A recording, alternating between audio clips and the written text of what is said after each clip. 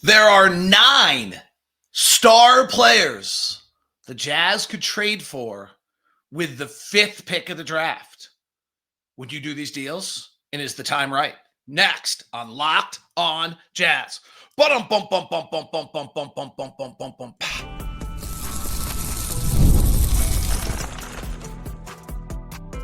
You are Locked on Jazz, your daily podcast on the Utah Jazz. Part of the Locked on Podcast Network. Your team every day.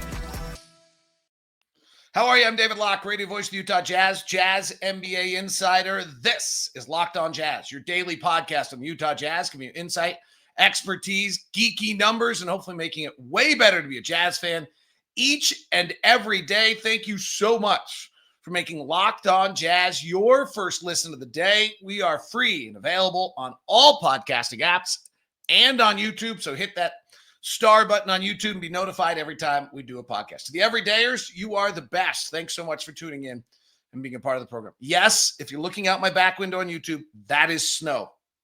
It is May 14th, and it snowed at my house last night. Cute. All right, here's what we've got for today's show for you. Today's show is we are going to it's packed. So Oklahoma City's unbelievable last night. Breaks my heart. I hate them more than anything on the planet. And it didn't work out for me last night. Cleveland, we'll talk about them being eliminated. We have the new age of guards hitting the NBA. Combine day 1 yesterday, bunch of results. 2 of the top 5 picks possibilities really stood out, and a heavy rumor floating around the top 5 right now that we'll jump on the show as well. So we are loaded with notes and news and thoughts and information, but we are starting with 9 potential trades the Utah Jazz could make with the 5th pick of the NBA draft. And the question on all of them is whether or not you would want to do it. So starting generally on an alphabetical level, let's start with the Atlanta Hawks and Trae Young. The Utah Jazz could trade the 5th pick of the draft for Trae Young. I really think they could probably get Trae Young done. Atlanta is in a funny little situation. They don't seem to kind of have the answer on where they're heading. They don't own all their picks. And Utah, Trae Young at $43 million a year. And again, we've kind of done this enough. I don't want to go into what each trade would be, but just so you have kind of make sure you have the concept here when it gets to the Jazz. John Collins' situation is you could agree that John Collins' date is June 27th. The draft is June 25th. So John Collins could either opt in or agree to an extension, and then you could deal him post July 1st of the next business year. Okay. So he either opts in or you get him an extension, and then he could be traded. Otherwise, you cannot trade John Collins until he's opted in. So just John Collins' $26.5 million contract is not tradable until he opts in. So the Jazz trade pieces are Colin Sexton's $19 million contract, Jordan Clarkson's $14 million contract, just from contract standpoint. Kenyon Martin Jr. is actually interesting because he's actually an $8 million contract. And then you're trading any of your young pieces whose contracts aren't very big, right? So Keontae's at $4 million, and any of those type of players are there as well. Kenyon Martin, by the way, I think you might have to guarantee him for the next year. I think he's non-guaranteed next year. So I'm not entirely sure how his trade works. And then Lowry is sitting around $46 million. So some of these deals are hard to get done. So let's walk through it. First thing is, if the Jazz were to make a trade, and you trade, so the first player alphabetically started with Atlanta, we go Trae Young. And Trae Young has 1 year at $46 million, a player option on the next year at $48 million. So you don't have any guarantee that you're getting Trae Young for more than a year. He could player option, become a free agent, and leave Utah. You could also have to decide you want Trae Young. I think Trae Young is a walking top 10 offense. I think he's remarkable. I don't know that I think Trae Young is worth bailing on the rebuild. For $46 million, it gets hard for the Jazz to get there without John Collins. Sexton and Clarkson, just so you kind of always have it, is at $33 million, and then you got to piece pieces together. So the first name, Trae Young. Would you bail on the rebuild for Trae Young? And then you're trying to do it while probably keeping Lowry, and I don't know how good you actually are at that point. You've given up the 5th pick of the draft. Staying in alphabetical order, your next one is interesting. It's what the heck is Boston going to do after they lose tonight? And I don't know whether they trade Jalen Brown, but Jalen Brown is on the books for 53, 57, 61, and $64 million the next 4 years. I wonder if there's a deal where they would trade. Jason Tatum is out for a year. He is not. Jason Tatum, earliest time that he would play would be 9 or 10, 12 months.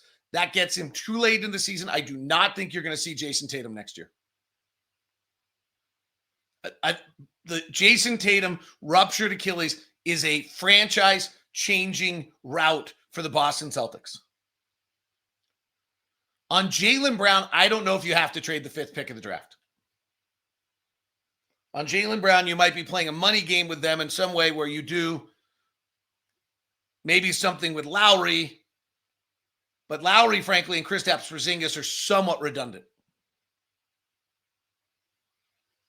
But Boston, I think, is in the market now as a possible trade team. Okay? Staying alphabetically, LaMelo Ball. LaMelo Ball is signed for 37, 40, 43, and 46 for the next 4 years. You could get LaMelo Ball done with basically Colin Sexton, Jordan Clarkson, and the 5th pick. They might want Keontae George. They might want another piece of there. It lets Charlotte completely restart with new Charles Lee in his 2nd year, new management, new ownership. They get out of the LaMelo Ball era, and you have to decide whether you think LaMelo Ball can ever play winning basketball. We will not get a player with the 5th pick of the draft as talented as LaMelo Ball. This one I'm a little bit more willing to talk about. The risk level much higher. He's got 4 years left on his deal. The fact that he's a big money player doesn't really bother me. I'm not sure it bails the rebuild. I think it actually just gives you a great potential player who's a little older, and if he puts it together, is more ready to go and is probably better than anything you can get with the 5th pick of the draft. Risk is higher. LaMelo is still a real mystery. But the kid can really play. He plays in his own weird way. Can you get him into a team concept? And frankly, he's shown that in Charlotte, you can still go through the process of getting a good draft pick while having LaMelo Ball on your roster. But you would suddenly have one of the major pieces. Staying alphabetically, would Cleveland move Darius Garland? Cleveland may have lost this. The concern all year on Cleveland is that their guards were just too little. And when I watched late in the 4th quarter, Tyrese Halliburton just bogart Darius Garland into the middle of the paint, made me wonder. Darius Garland's got 3 years left on his contract after this one, 39, 42, and 44. He's 25 years old. Is he good enough to give up the 5th pick for you? That's his quality. Yes, he's a 5th pick that's come together. He's an all-star player. Is he so good you bail on the rebuild? I think that would be an interesting conversation. I don't know that Cleveland wants a rookie there, but it would probably relieve them some financial burden that they have coming. They would relieve them as Evan Mobley jumps from 11 to 38 million next year. I think that one's actually probably more in play than you think. An interesting one to me would be Detroit. So Cade Cunningham jumps to 38-40. We're not getting him. They have a really good book, so they probably don't need to do anything. But the one that's a little interesting to me is Jaden Ivey. Does Jaden Ivey really fit with Cade Cunningham? And would Detroit trade Jaden Ivey for the 5th pick of the draft? Again, now the Jazz would have to make an evaluation. Do you believe Jaden Ivey is better than the 5th player you're going to get in the draft? You would not be blowing up the rebuild at all. You would just be taking a player. You'd have to pay him earlier, which might be just fine. Actually, moving some of the payments might not be a problem.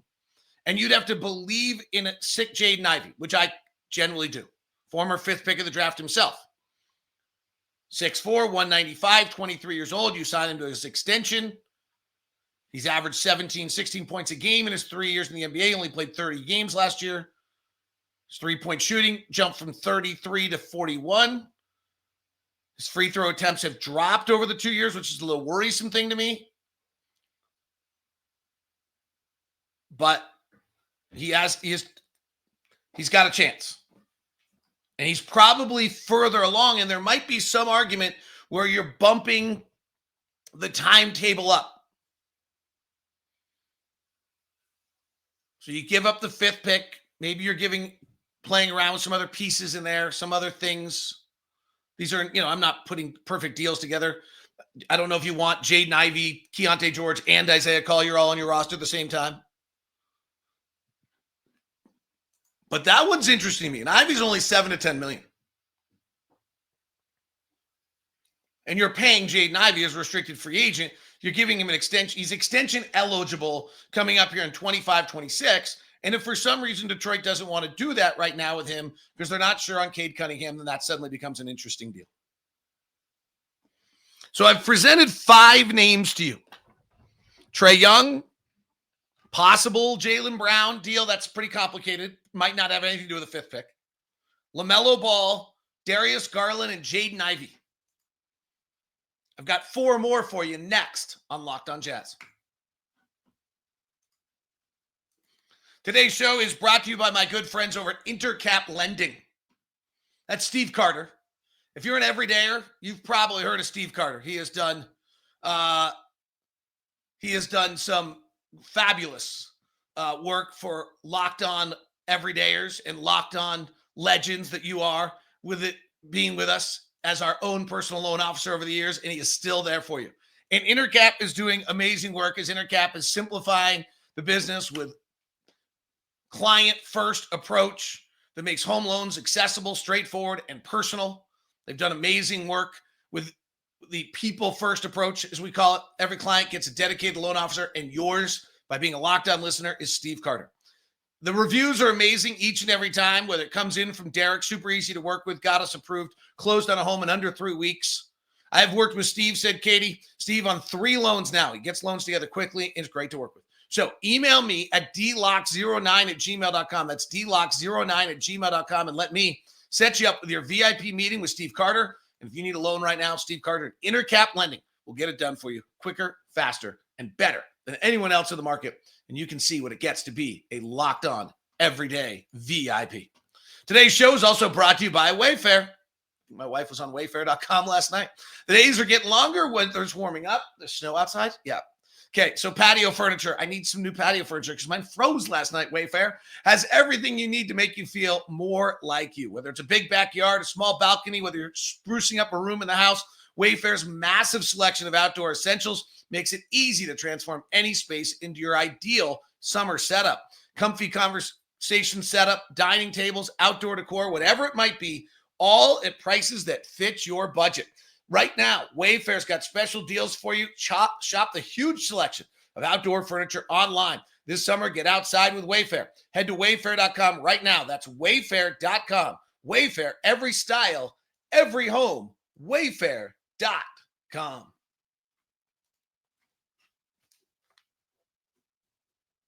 Thanks so much for making Locked On Jazz your first listen of the day. Have you recovered yet? Yeah, not really. Okay. 4 more players that you might be able to acquire with the 5th pick of the NBA draft. Is Tyler Hero good enough to trade the 5th pick of the draft for? Miami might need an entire rebuild. Hero's got 31 on the books for 25-26, 33 on the books for 26-27. He's just 25 years old. I do like the idea a little bit, by the way, of trading the 5th pick for a player that doesn't necessarily mean that you're not still losing 60 games next year and drafting in the top 5, but that you have a player who's older and more mature and bridges the gap a little bit more. I don't always love it, maybe working fine for Oklahoma City right now. I don't always love having the 22, the 21, and the 20-year-old all together. Worked fine for Boston too, with Tatum and Brown. So this might be a stupid thought on my part. But I kind of like the idea of having a 26-year-old, a 22, and a 20-year-old, and they work together with somebody leading with some maturity. It can get pretty ugly when they're all that young. Is Tyler Hero worth that? Or maybe it's Tyler Hero and a pick. But just a thought, Miami at 25 years old, looking to spruce things up. Would they be interested? Toronto's really interesting to me. Toronto has too many similar players in my book. They have Brandon Ingram, RJ Barrett, and Scottie Barnes, who all to me are the same. Mid-range mavens. Barnes shoots the least well of all of them, but is kind of a 6'5", 6'7" point guard who might be the best of all of them. On the other end, they have RJ Barrett signed at 25, 20, 27, 29, 2 more years. They have Brandon Ingram at 3 more years. Are you really playing Brandon Ingram, RJ Barrett, and Scottie Barnes? And I'll be totally honest. If I was Toronto, I would trade Scottie Barnes. If I was Toronto, the 30% three-point shooting of Scottie Barnes, while he still has, he's been an all-star, he's still thought of highly. He averaged 19 points, 8 rebounds, and 6 assists, and he is about to get his money. I would get off Scottie Barnes. I might be wrong. This is just one man's opinion sitting in a snowy house in Park City, Utah on a May day. Don't misunderstand where this is coming from. But how many players are you watching that play in the NBA playoffs right now effectively that shoot 30% from 3 and aren't 7 feet tall as a center that defends the rim? 0. There is not a player playing that I can think of, unless I'm missing someone, in the NBA playoffs right now who shoots 30% from 3 that's a guard or a wing. If I was Toronto, before I have to pay 38, 41, 44, 47, and 51, I would bail. So that's not the most alluring prospect of wanting to make you trade for the 5th pick of the draft for Scottie Barnes, but this is an all-star, former rookie of the year, former 4th pick of an NBA draft. Would you trade the 5th pick of the NBA draft to get Scottie Barnes? And if I'm Toronto, I might do that. Hard sell for Toronto to get away with Masai Ujiri, but if there's a player they like at 5 and they're getting some other pieces because Scottie Barnes' contract, this would have to be, I think, a July 1 deal. Scottie Barnes is at $38 million. Is there something there you do? Is it 5 and Keontae for Scottie Barnes? And Keontae actually matches where Toronto is in their process better? He's 23 years old. You'd have him sign for 5 years. He becomes your cornerstone piece, ball handling, and you hope you can develop a shot. The Jazz have shown some ability to do that. Here's the real wild card. What the heck is Memphis doing?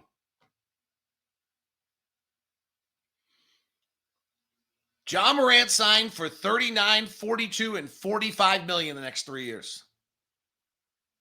Desmond Bane is signed for 36, 39, 42, and 44 for the next 4 years. And Jaren Jackson is going to get paid the Supermax. And he's probably not worth the Supermax.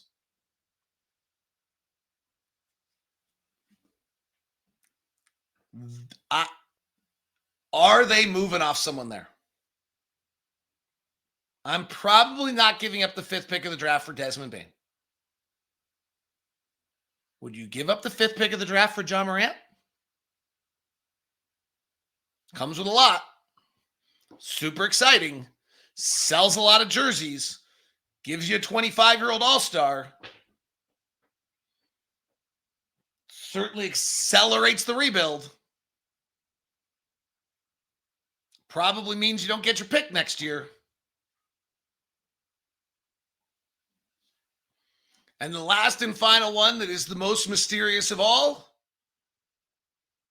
Would you trade for Zion Williamson? 39, 42, 44, 3 years left. You're not getting a talent with the 5th pick of the draft that matches Zion Williamson. New front office in New Orleans under Joe Dumars. The word is that they might be trying to trade him.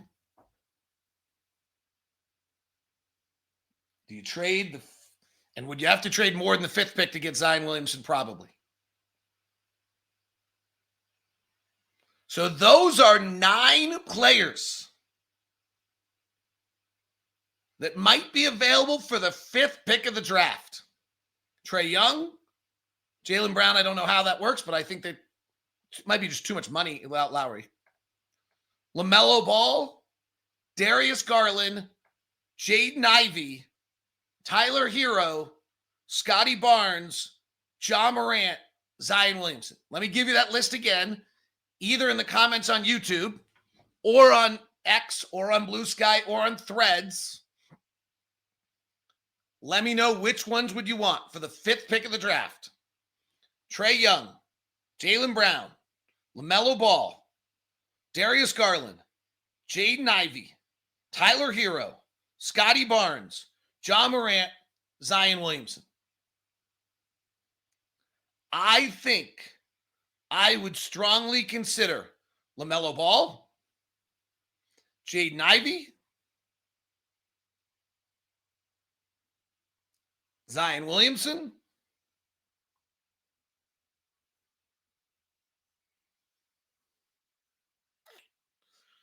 Scottie Barnes is super interesting, but I just told you all the reasons why I like shooters. I like guys who can shoot.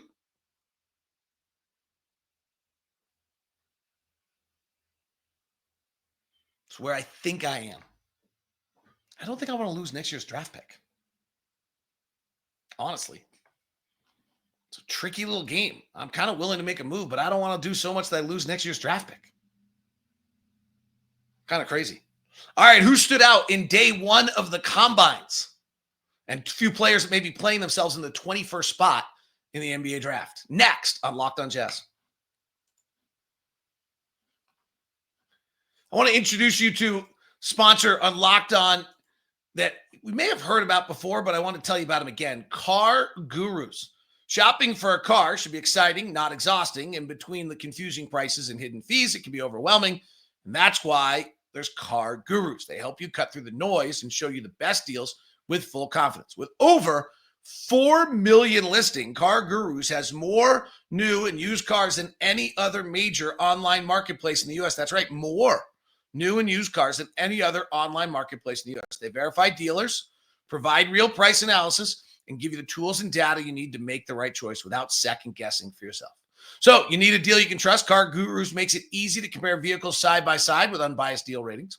Best feature, they have price drop alerts for you. And the in-depth vehicle details give you the peace of mind before stepping into or onto any lot. No wonder why similar web estimate traffic data shows Car Gurus is the #1 most visited car shopping site.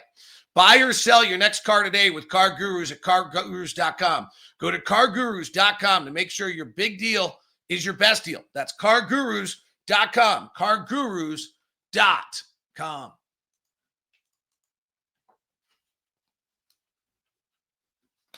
Thanks so much for making Locked On Jazz your first listen of the day. All right, here's some combine news. On the top 5 pick range, Trae Johnson and Ace Bailey stood out yesterday in the shooting drills. And Trae Johnson was the number 1 player in the pro line drill and had a 37.5-inch vertical jump. Makes you wonder whether Trae Johnson's going to get to 5. I would be very pleased with Trae Johnson at 5. I'd be very pleased with Ace Bailey at 5. And the real question then is whether you'd be very pleased with VJ Edgecombe at 5. And if that's the case, then you're set. And I'm not like, that's the last one I've got. If I suddenly have the 3, then you're set. Because Dylan Harper, then you got 5 guys.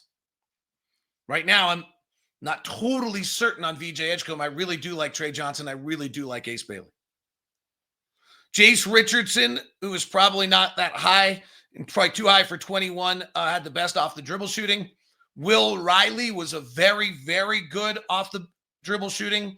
He's possible at 21 out of Illinois. I've watched a little bit of him and thought he was interesting. Little tiny Mark Sears, who's 5'10", was the best shooter of anyone out there. Walter Clayton Jr. was the standout for Florida, possible at 21. Had some good numbers, shot very, very well.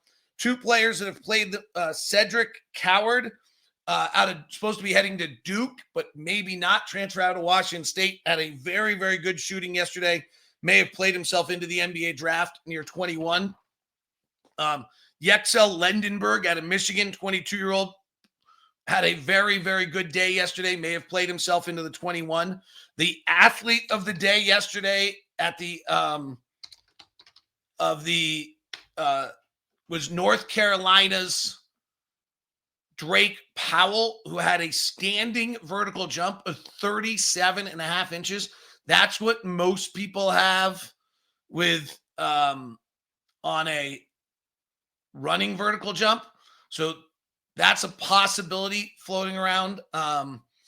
In fact, by the way, on Lendenberg, who I just mentioned, is actually NBA DraftNet has the Jazz taking him at the 21st pick. Colin Murray Bowles had a kind of up and down shooting day yesterday. Some good stuff off the bounce, some terrible stuff catch and shoot. He's another one that's floating around. Jace Richardson, I don't think he gets to 21. I don't think we draft another guard, frankly, at 21. So I don't know that's a possibility. Same thing on Walter Clayton. Like, are we really drafting another guard at that point?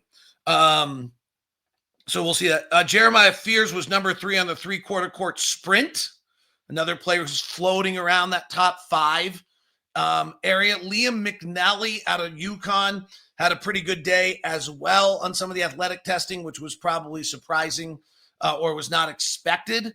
And so that's one who is floating around 21. Some of the names, as you're starting to watch combine stuff, if you want to kind of just get used to it, we'll start watching them and talking about them.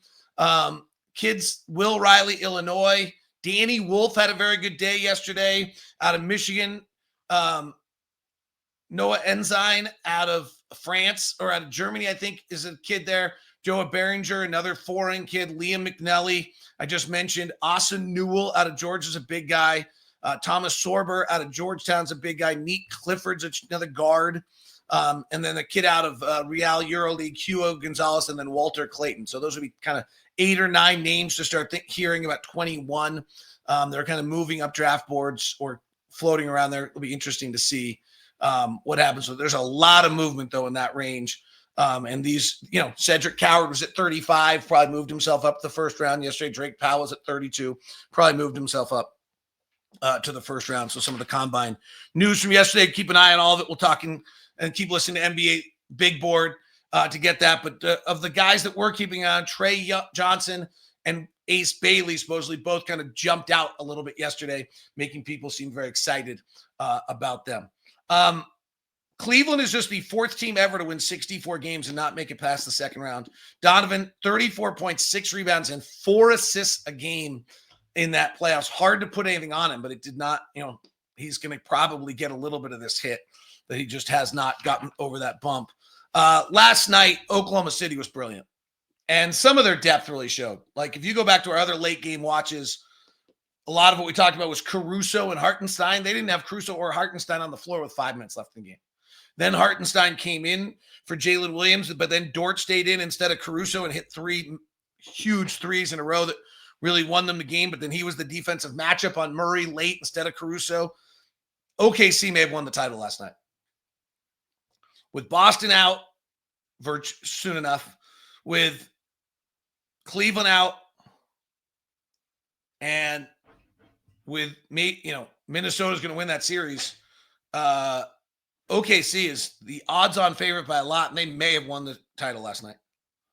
They just made every play imaginable. Shea's step back 3, beautiful play where Shea swings it, Dort rotates it to Jalen Williams, he hits the corner 3. They just made every play last night. It was not. They were calm. They were collected. It was not a huge X's and O's thing. It was, that series actually, the previous one or two or previous games we did late game watch had just a tremendous amount of like really brilliant X's and O's plays. That was not the case tonight. This was much more of just guys. They just balled up and made the plays they needed to. The most interesting one is Christian Brown's scared to shoot right now and make plays late. So Chet Holmgren's sitting in the middle of the lane. Harkenstein's playing the big on their big, and then Holmgren's playing just in the middle of the lane. Makes it almost impossible. This is where the double big is getting interesting, is that you play the way everybody's been playing the single big is you find the non-shooter and have your big just not guard and you're leaving someone open. This is a little different. You're now playing a big on their big. You're not mismatched, and you have another big that's sitting in there that's being able to cover the lane. And that, I think we're going to see more and more of as the league continues to get bigger and bigger. Though, and that might be why we're about to have the new wave of 4 guards in the conference finals. The 4 guards are about to be Halliburton, Brunson, Edwards, and Shea as the 4 guards of the future in the NBA carrying their team, because I'm not sure you can get to the rim because of the size of guys anymore and the zone. It is Locked on Jazz. That's your show today. Thanks very much. You can follow me on socials at DLock09. Thank you very much for following or subscribing to the show. 5-star reviews are appreciated. If you liked anything you heard today, we now send you the first ever 24/7 national NBA channel, Locked on NBA. Plus, check out Game Night and Locked on NBA Big Board for all your latest draft and NBA news.